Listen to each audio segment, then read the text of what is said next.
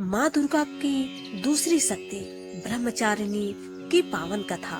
शारदीय नवरात्रि का दूसरा दिन देवी ब्रह्मचारिणी को समर्पित होता है। माँ का यह रूप तपस्विनी का है। ब्रह्मचारिणी का अर्थ होता है तप का आचरण करने वाली। इनका स्वरूप अत्यंत तेजमय और भव्य है। माँ ब्रह्मचारिणी अपने दाहिने हाथ में जप की माला और बाएं हाथ में कमंडल धारण करती है और श्वेत वस्त्र पहनती है।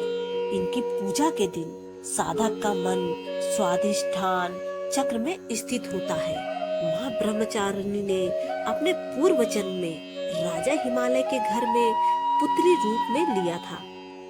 तब देवर्षि नारद के उपदेश से इन्होंने भगवान शंकर को अपने पति रूप में प्राप्त करने के लिए अत्यंत कठिन तपस्या की थी। इस दुष्कर तपस्या के कारण इन्हें तपस्चारिणी अर्थात ब्रह्मचारिणी नाम से अभिहित किया गया।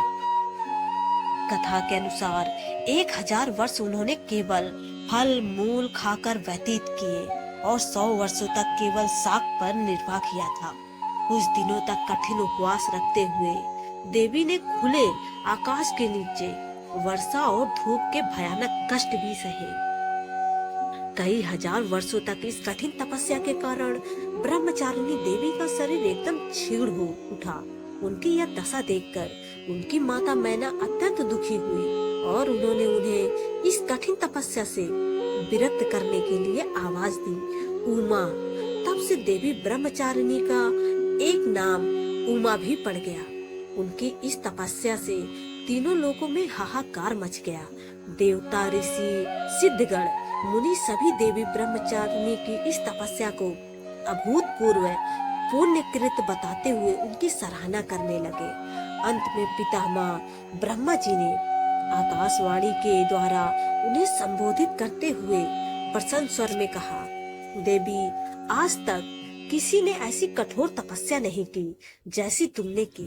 तुम्हारे इस कृत्य के चारों ओर सराहना हो रही है। तुम्हारी मनोकामना सर्वतोभावन परिपूर्ण होगी। भगवान चंद्रमौली शिव जी तुम्हें पति रूप में प्राप्त अवश्य होंगे। अब तुम तपस्या से विरत होकर घर लौट जाओ।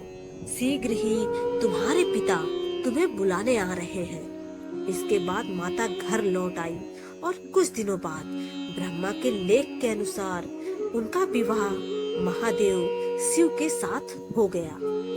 जय मां ब्रह्मचारिणी की।